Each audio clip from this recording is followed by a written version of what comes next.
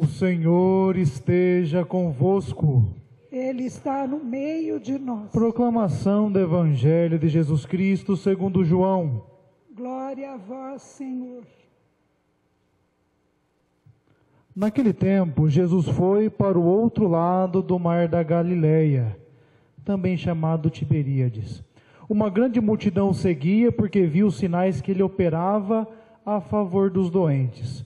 Jesus subiu ao monte e sentou-se aí, com os seus discípulos. Estava próxima a Páscoa, a festa dos judeus. Levantando os olhos e vendo que uma grande multidão estava vindo ao seu encontro, Jesus disse a Filipe: onde vamos comprar pão para que eles possam comer? Disse isto para pô-lo à prova, pois ele mesmo sabia muito bem o que ia fazer. Filipe respondeu: nem 200 moedas de prata bastariam para dar um pedaço de pão a cada um. Um dos discípulos, André, o irmão de Simão Pedro, disse: está aqui um menino com 5 pães de cevada e 2 peixes. Mas o que é isso para tanta gente? Jesus disse: fazei sentar as pessoas. Havia muita relva naquele lugar, e lá se sentaram aproximadamente 5.000 homens. Jesus tomou os pães, deu graças e distribuiu-os aos que estavam sentados, tanto quanto queriam. E fez o mesmo com os peixes. Quando todos ficaram satisfeitos, Jesus disse aos discípulos: recolhei os pedaços que sobraram, para que nada se perca. Recolheram os pedaços e encheram 12 cestos com as sobras dos 5 pães, deixadas pelos que haviam comido. Vendo o sinal que Jesus tinha realizado, aqueles homens exclamavam: este é verdadeiramente o profeta, aquele que deve vir ao mundo. Mas quando notou que estavam querendo levá-lo para proclamá-lo rei, Jesus retirou-se de novo sozinho para o monte. Palavra da salvação. Glória a vós, Senhor.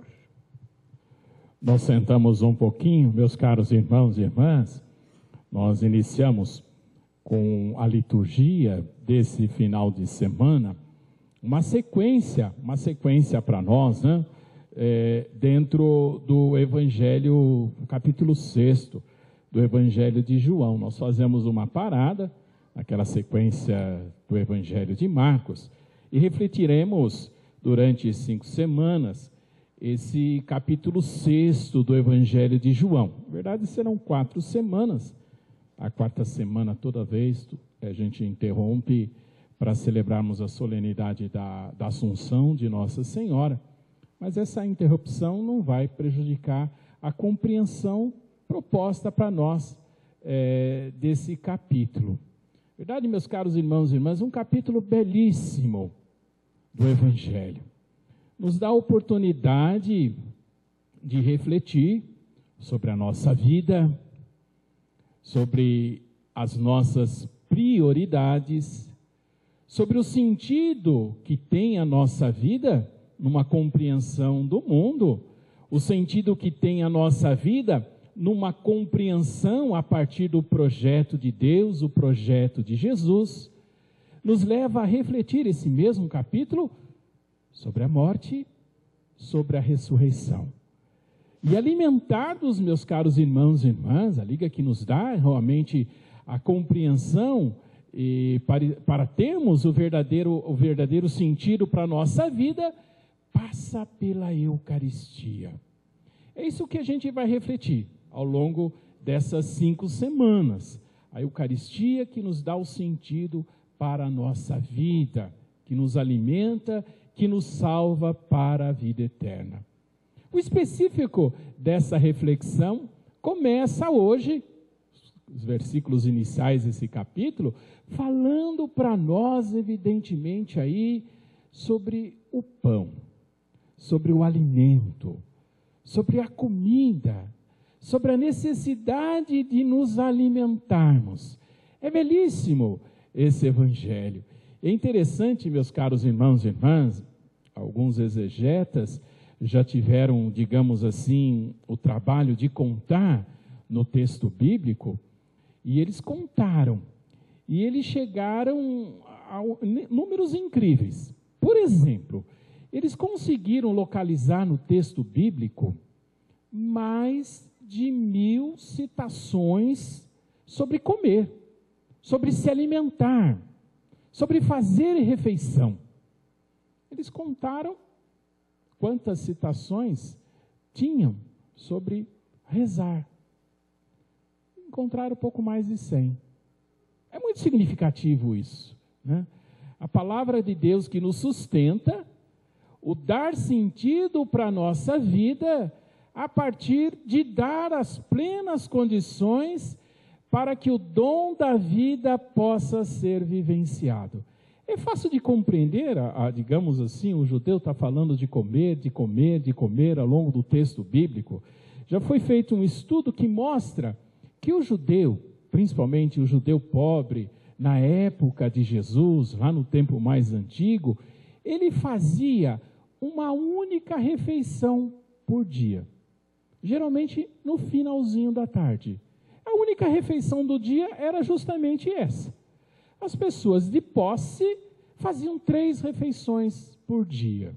Como hoje a maioria da população faz 3 refeições por dia. Mas na época isso era uma prerrogativa só de quem tinha muito dinheiro. É muito significativo, então, por que o judeu fala de comida o tempo todo, né? A ponto de aparecer mais de 1000 citações da Bíblia falando sobre comida. Bom, o texto diz aí que Jesus, se retirando, né, acompanhado por uma grande multidão, finalzinho aí desse tempo que eles estão juntos, Jesus começa a questionar. É interessante que diz o texto aí que o Jesus sabia muito bem o que ele ia fazer, né? Mas mesmo assim ele vai como que testando os apóstolos, questiona, e aí Filipe que responde, né? Como é que a gente vai dar comida para todas essas pessoas? Olha, Senhor, não dá, né? Nem com todo o dinheiro do mundo, aí ele cita 200 moedas, seria suficiente para se dar de comer essa gente.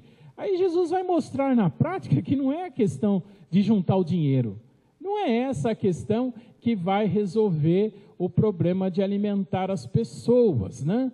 Alguém consegue localizar ali um menino que tinha 5 pães e 2 peixes. É o que o menino tinha. Mas é interessante, meus caros irmãos e irmãs, que ele não guardou para ele. Diante daquela multidão faminta, diante daquelas pessoas com fome, ele teve a coragem de dar o pouco que ele tinha para que todos pudessem comer. A primeira leitura mostra uma atitude do profeta Eliseu dentro desse mesmo raciocínio, né? O povo passava uma época de seca, fazia um tempo que não chovia, consequentemente começava-se todas as dificuldades. Se não chove, você não pode plantar, se você planta, você não consegue colher, enfim. E aí, uma pessoa preocupada com o homem de Deus, Eliseu, né? Vê no homem de Deus, ou aquilo que ele pudesse fazer para o homem de Deus, ele estaria fazendo para o próprio Deus. Ali nos primeiros frutos da sua terra, enfim, ele faz 20 pães de cevada, as primícias, e vai oferecer para o profeta Eliseu. Eliseu não pensa 2 vezes, olha, pode repartir com todos. Senhor, tem mais de 100 pessoas, não pode repartir, que todos vão comer e ficar satisfeitos. E, meus caros irmãos e irmãs, é o grande ensinamento que Jesus traz para nós hoje nesse evangelho. Qual que é o milagre? Mais do que um gesto espetacular, um grande ensinamento. Quando nós temos a coragem de repartir, quando nós temos a coragem de partilhar, quando nós temos a coragem de colocar em comum o que temos, todos poderão comer e ficar satisfeitos. É muito bonito a dinâmica, né, do Evangelho. Aí Jesus pede para as pessoas, depois que trouxeram os 5 pães, né, os 2 peixes, pede para as pessoas sentarem, né? Aí a gente recorda o próprio Salmo, né, que a gente diz assim, Salmo 22, né, em verdes pastagens me fez repousar, ou me faz repousar, né? O tempo do Senhor chegou, o tempo dos seus ensinamentos chegaram. Ensinamentos esses no Evangelho, meus caros irmãos e irmãs, que transformam a nossa vida, que justamente nos dão a condições de viver plenamente aquilo que Jesus tem para nós. O alimento necessário para a nossa existência, que todos pudessem ter. E todos terão, nessa lógica do Evangelho, quando nós tivermos a coragem de não acumular para nós, mas de colocar em comum, de repartir, de partilhar. O grande milagre é esse. O grande ensinamento é justamente esse. É isso que transforma a possibilidade de todos poderem se alimentar. Evidentemente, esse gesto de Jesus, ele causa, digamos, naquelas pessoas que tiveram a oportunidade de comer, dadas as grandes dificuldades que havia de se comer, como o padre levantava agora há pouco, tiveram a oportunidade de comer, causa um grande impacto, causa uma grande impressão. Eram pessoas doentes. O Evangelho deixa claro, Jesus, na verdade, passa fazendo bem a todas as pessoas, curando os doentes.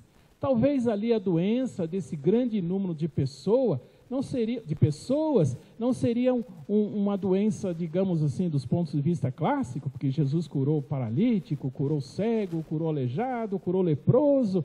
Não seria uma doença nessa linha, mas uma doença, meus caros irmãos e irmãs, a falta de uma verdadeira compreensão para a nossa vida, uma verdadeira compreensão para a nossa existência. Diante de Jesus, proclamar que cremos. Paulo, no trecho da carta aos Efésios, hoje, eu disse que essa carta também nos acompanharia, ele diz de uma forma belíssima: há um só Senhor, Jesus Cristo. Há uma só fé, a fé que professamos nesse mesmo Cristo Senhor. Um só batismo, que nos coloca como membros dessa igreja, para partilharmos, para repartirmos, para rezarmos, para nos alimentarmos, para nos fortalecermos, para encontrar o verdadeiro sentido do nosso existir. Mas completando, um só Deus e Pai de todos, que reina sobre todos, age por meio de todos e permanece em todos. Fazemos parte desta comunidade, meus caros irmãos e irmãs, Cristo Jesus, de nossa igreja, de nossa fé católica, buscar aqui o alimento da palavra, da Eucaristia, aprender a repartir, rezarmos juntos uns para os outros, buscarmos o verdadeiro sentido do nosso existir. Voltando no Evangelho, aquelas pessoas, depois de saciadas, ficam admiradas, surpresas. O que mais que a gente poderia dizer? Digamos assim, de uma admiração tão grande, de uma surpresa tão grande, surpreendidas, que elas querem, porque querem coroar Jesus Rei. Ou por quê? Bom, esse é o gancho da semana que vem, tá certo? A reflexão que continua a semana que vem é justamente a partir desse ponto, que Jesus vai nos dar um outro grande ensinamento. O ensinamento de hoje, nesse caminho, é o sentido para nossas vidas sendo construído ao longo da compreensão dessas semanas que seguirão, mas hoje da necessidade de termos aquilo necessário para a nossa existência digna, começando pelo pão e todas as outras possíveis necessidades, que chegaremos a elas, meus caros irmãos e irmãs, a ponto de todos terem e ficarem saciados quando temos a coragem de repartir e partilhar. Nós continuamos a missa no nosso folheto, rezando